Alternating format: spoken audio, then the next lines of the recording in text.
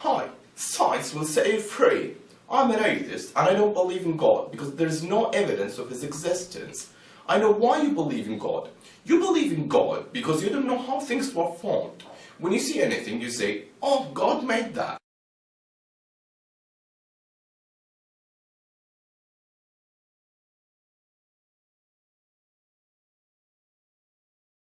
That shows how short-sighted and ignorant you are. You attribute it to God because you don't want to find any other explanation for its existence. You believe in God due to your ignorance. And if there is a God, then who created this God? Well, I really respect you, but I don't agree with what you have said. Do I believe in God because I don't know any other explanation for creation than I attribute it to God? Actually, no. I based my belief in God on knowledge. How? When you see something such as camera, oh come on, this is an old argument. Please let me continue answering you, then you can say what you want. Okay. When you see something such as camera, do you say that camera was designed by someone or was it through a very slow process? Common sense says it was designed by someone. I can't say you are lazy if you would say it was designed by someone because you don't want to think or use your mind. There can't be any other explanation except it was designed by someone. That's what I'm talking about. You base what you know on knowledge. According to life experience and common sense, order doesn't spontaneously arise from chaos. The more complex and ordered the system, the more functional the form, the greater level of intelligence behind it. You agree with me, don't you? Yeah, I agree. When we look at any camera, we know it contains plastic, glass, etc. And we know it all comes from sand and oil. If you found this camera in the desert, can you say this camera came from billions of years of random events? No.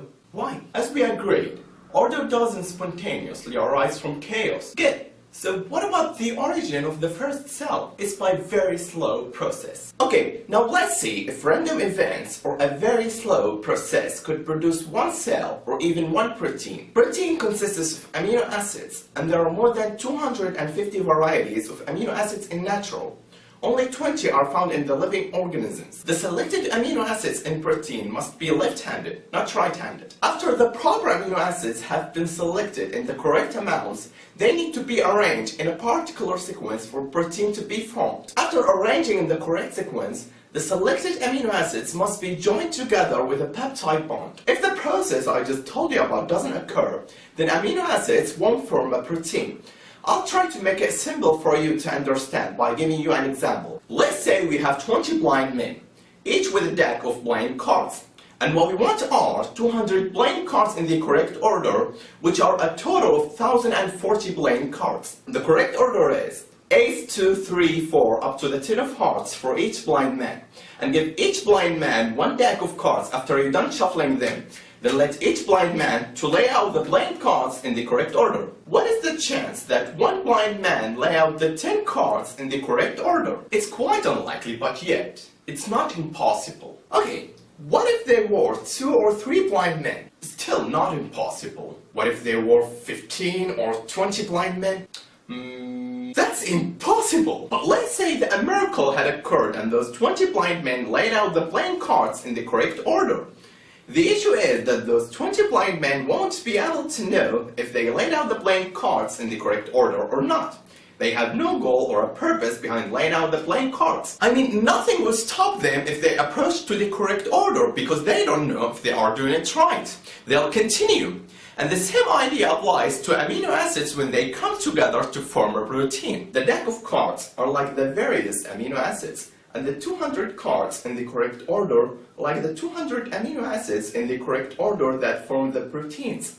And blind men are like the random conditions that would assemble the amino acids to form a protein. What will maintain the correct order of amino acids when they approach to the precise order? Well, there is a natural law which controls the order of things. For example, I can't program a software program on the computer which can't direct the playing cards to be in the correct order. But your program has been designed by you. It was designed to choose a certain playing cards that gives us the correct order and to maintain the correct order. So, who wrote follow this natural law that recognizes and chooses the required amino acids in the exact order and maintains the complex organization of the amino acids. Remember, order doesn't spontaneously arise from chaos. So, the first issue is the impossibility of this grouping in the correct order.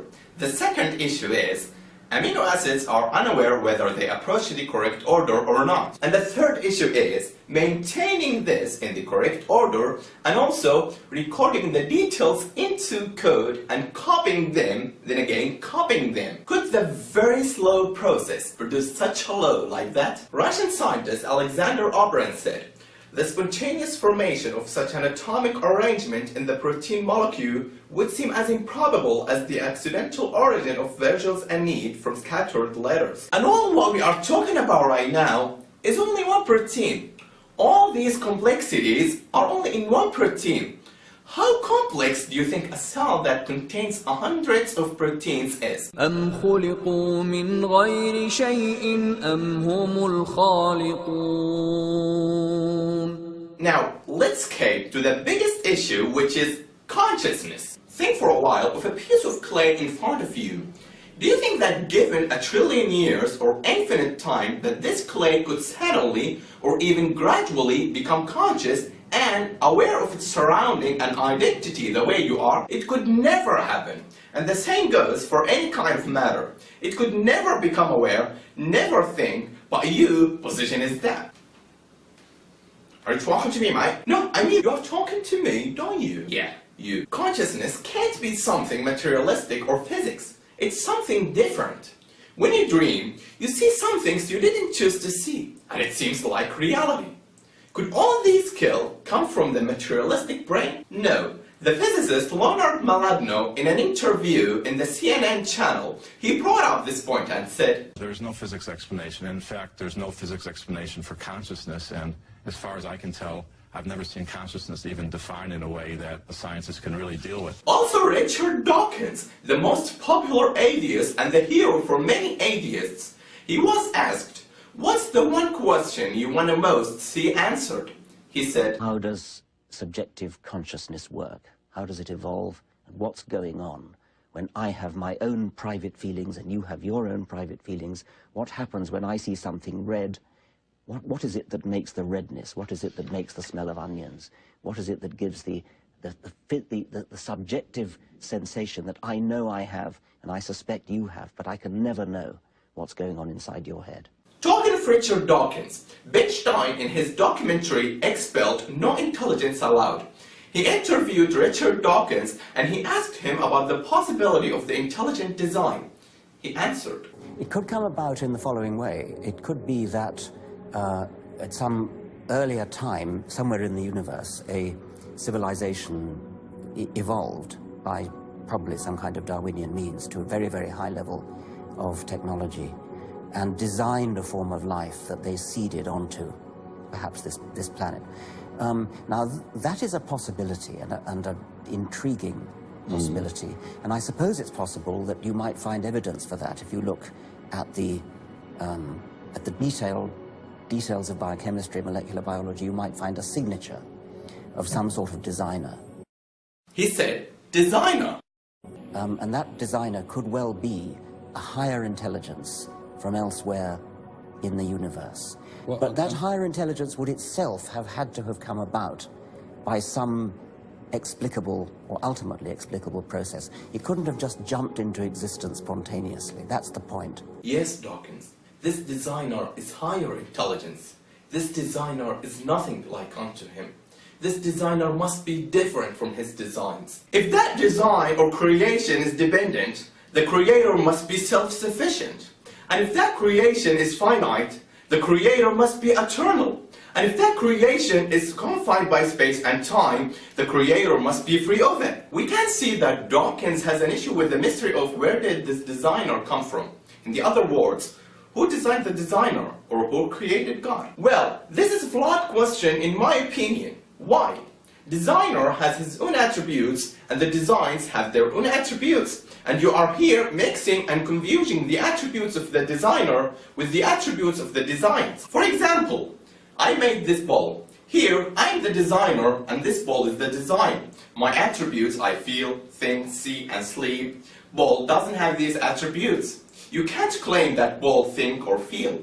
And you can't associate the attributes of ball with me. The ball doesn't have the ability to comprehend what I feel or think because its attributes are limited. And the designer has superior attributes than the design. I'll repeat the example, but I'll replace the word me with the word God. And replace the word ball with the word me. God made me.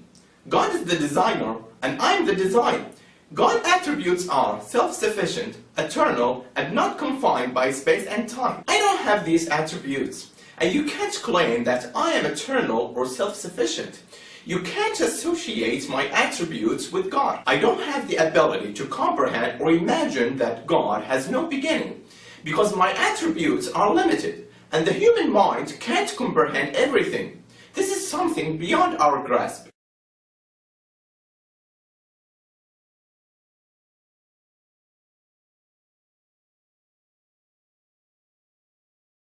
I bear witness that there is no God but Allah, and I bear witness that Muhammad is the messenger of Allah, and I bear witness that Jesus is the servant of Allah and his messenger. Thanks for watching this video, and I do apologize if I said anything wrong. See you later.